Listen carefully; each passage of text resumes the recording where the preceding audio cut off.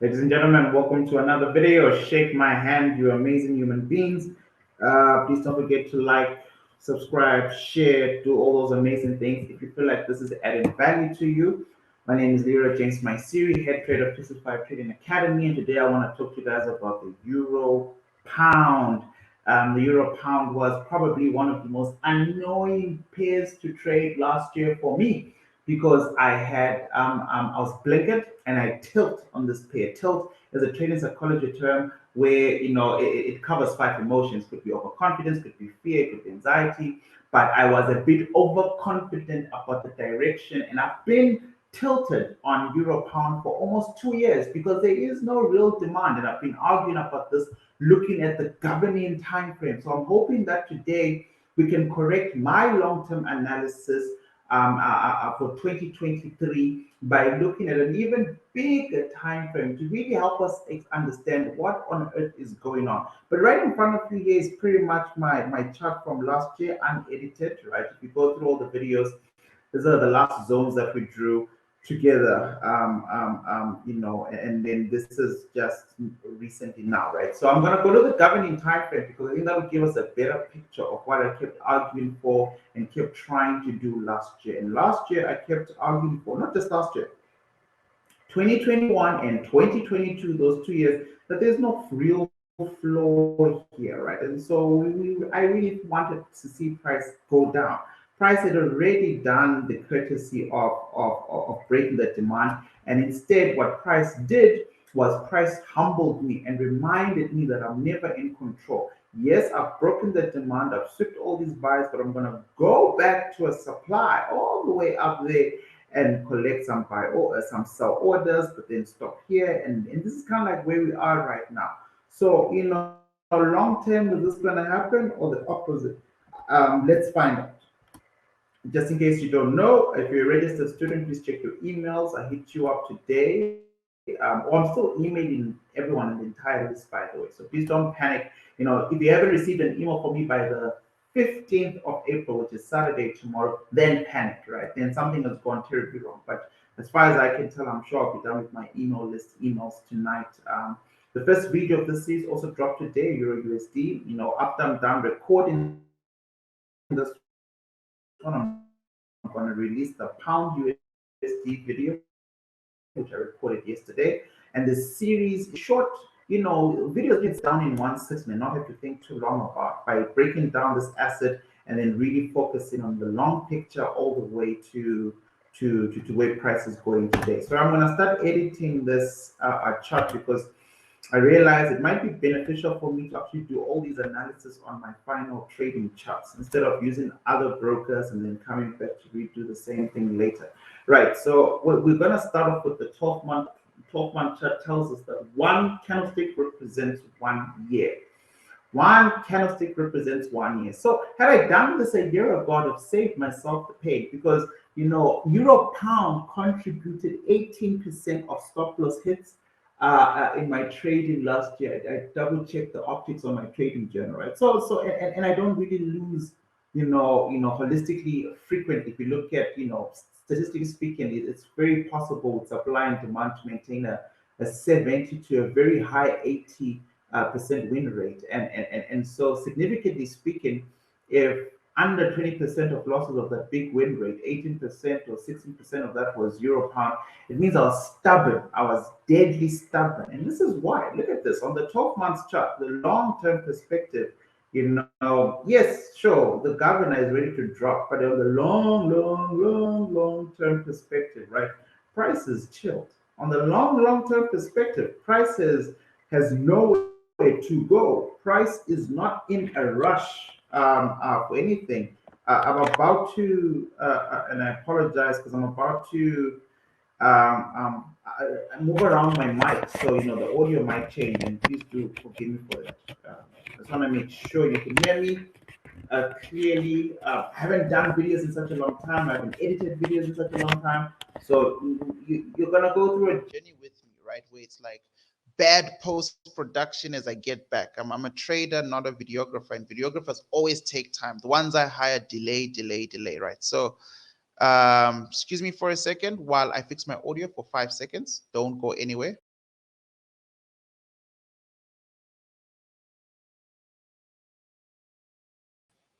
Mic check, mic check. I hope that's better. I don't know if it is, but I hope that's better. I hope that's better. I am back. I hope you didn't go anywhere. I hope you took that time to like, subscribe, say something, right? So let's get cracking, right? So euro pound, look at this. I mean, why Leroy? Why are you trying to sell, something that's, really adamant about, keeping the roof on its head? Like this thing is not really trying to drop the roof on itself right now, right? You can see that, however you chop this whole thing up, if we were to look for parallel trend lines, whatever you've been taught to look for, right? This chart is still very much, on a buy profile asset, right? Yes, there is room for some medium to positional shorts, right? But we have to see what the big picture wants, and I'm talking about looking at a chart from 1975 here, right? So I'm going to delete these lines, which were just there to serve as a demonstration to what's going on. I'm going to extend whatever green zone that is, and I'm going to draw this here. I'm also going to draw another zone just to, again, justify this bullish trend and see if we can find any big significant demands being taken out that would warrant fear or worry of selling, right? And there have been many amazing sells that I took on euro pound, by the way.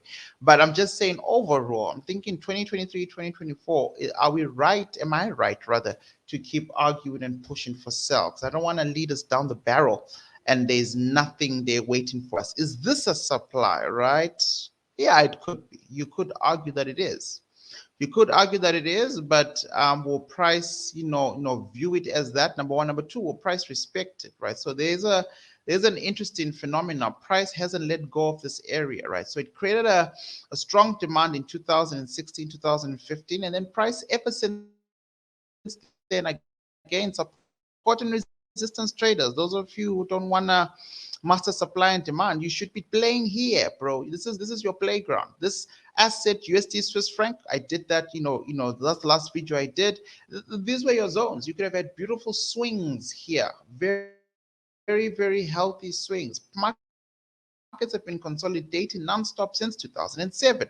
Looking for a trendy sell, right? And markets have just been moving sideways. See, once you see the bigger picture, a lot of things become so clear, right? So clear, right? And now, if that's the case, and I can see that I'm stuck between, a supply and a demand, and I feel like price should eventually, over time, in the long perspective, go up, and this supply is being drained, I only have two options on this massive time frame.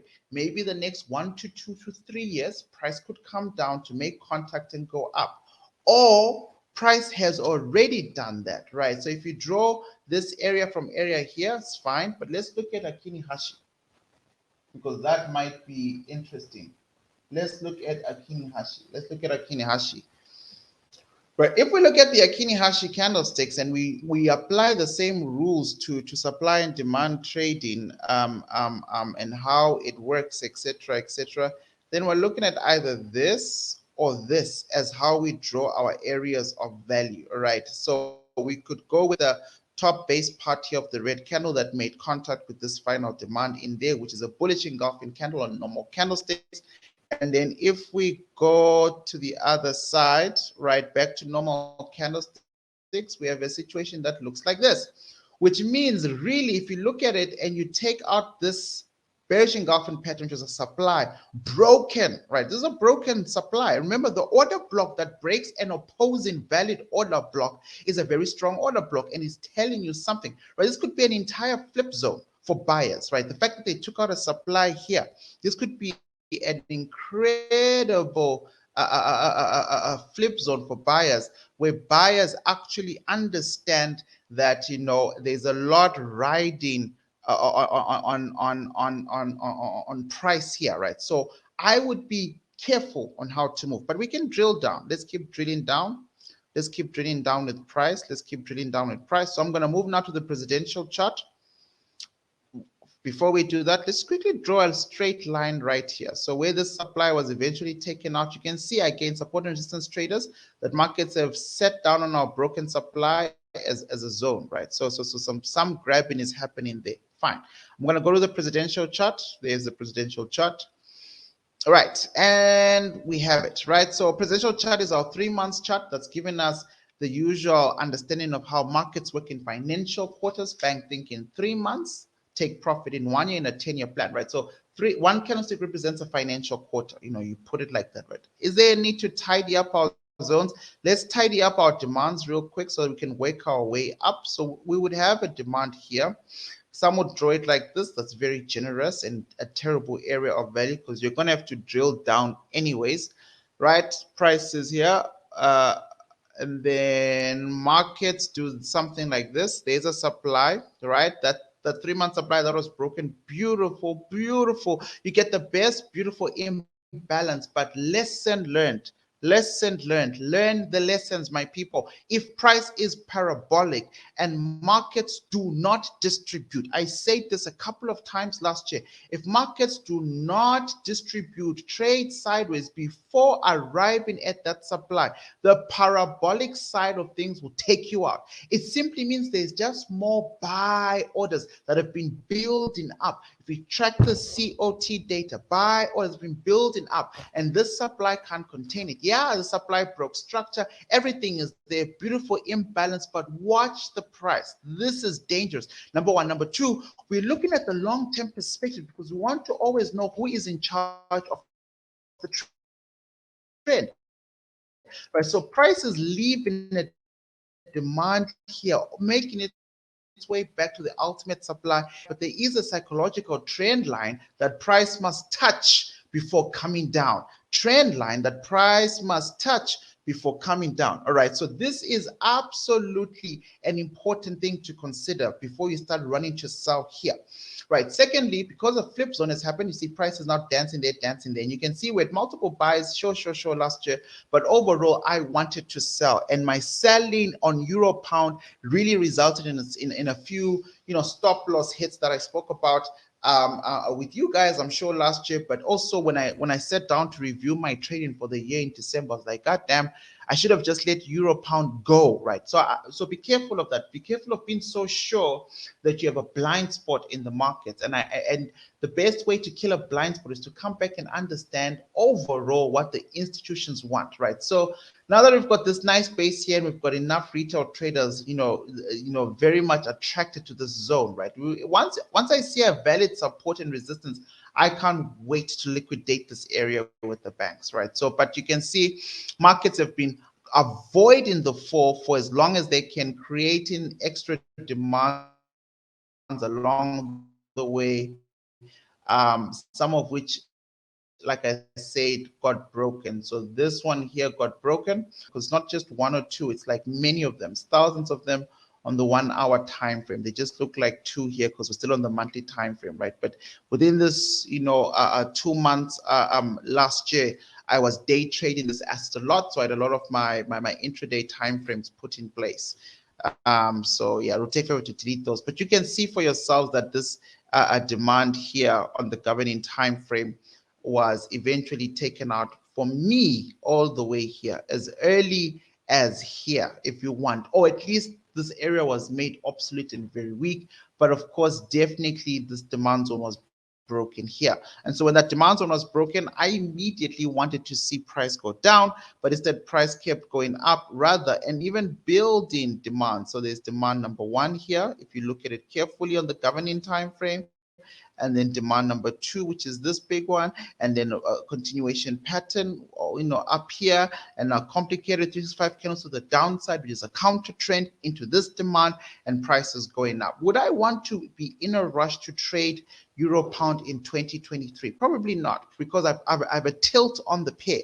So until I've psychologically dealt with that issue, And just doing an analysis is not dealing with an issue, right? When you have a blinker, guys, when you're so fixated on one direction in price, analysis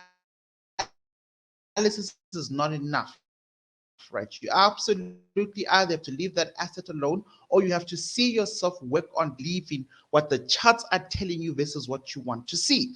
You won't get to that point in your life, by the way, if you're not detailing in a trading journal all your trading experiences and all your trades. I can't even help you if you're not writing all this stuff down, if you're not writing your habits down, how many stop losses you have. And all you need is a trading journal, anything, a notebook, an Excel spreadsheet, the stuff that I provide. I found a free online trading journal for everyone. I'm gonna, in my next video, I'll include it. Well, not in my next video, but as soon as I'm done with this and we're getting ready for war rooms, I'm going to show you how I want everyone to do their trading journal. It's easier than my Excel spreadsheet.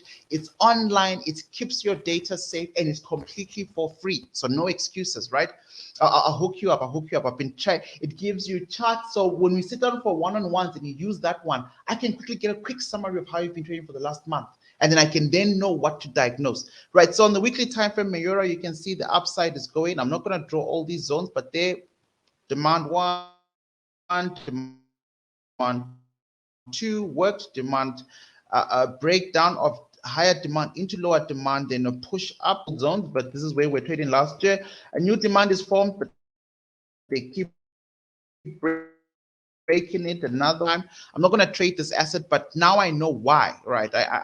It's for now too close to a supply, right? Story of my life. And since we got to this supply, which I'm pretty sure was this year, you can see for yourself at the beginning of the year, right? So it's almost like they're now trying to lure me in because my bias was always to sell. All of a sudden now price wants to behave like a normal asset, or at least in the manner I would like to see it behave.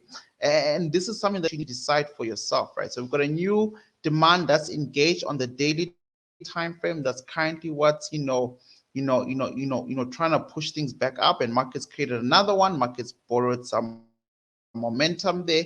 Markets are going back up here. Valid supply within a weekly supply, within a monthly supply. Only time will tell, right? So we've got a fresh touch retest. So I would, and I am not a betting man, and I don't encourage betting and gambling, and I'm not that excited about trading euro pound for all the reasons I've explained. But if I was to trade the euro pound, I would be looking for I guess a risky trade, right now. And the risky trade would be to see, how price deals with this supply. How deep would the penetration be for the supply zone, given that markets have already been here twice? But it wouldn't really matter altogether because this entire yellow space, all the way to the kingdom of heaven, is indeed a supply sell pressure. All right. So you're almost better off trying to go down, but then hoping to land at a beautiful long-term fresh demand, right, all the way down here, that will then anchor you for the future, right? So maybe if we're to ever come to this lower demand here, I would be engaged to buy. Right now, until this market leg is done, I'm not in. I would love to buy here, probably. Right, 365. I truly hope you enjoyed this short analysis on the euro pound. And then, yeah, we'll see where price goes, and we'll see where we are a few weeks from now when we start our war rooms. We'll see how much of this analysis has played out and where we can start to get into trends. There's always something to trade every month. There's never a rush. Some of you should be using this time to start putting money away, to start saving, start bulking up your war room swing trade accounts while you go back and learn with me in these short videos, so that when it's time to go, you are ready, right? So I don't want to make this longer than it needs to be. Please don't forget to like, don't forget to share, don't forget to subscribe, don't forget to put this up on your Facebook page and say, the one guy who never trades for you, does not want your money, does not need your investment, doesn't care, right? And just wants to share a lot of market information is back, right? So please do subscribe, and I'll see you in the next video. Take care.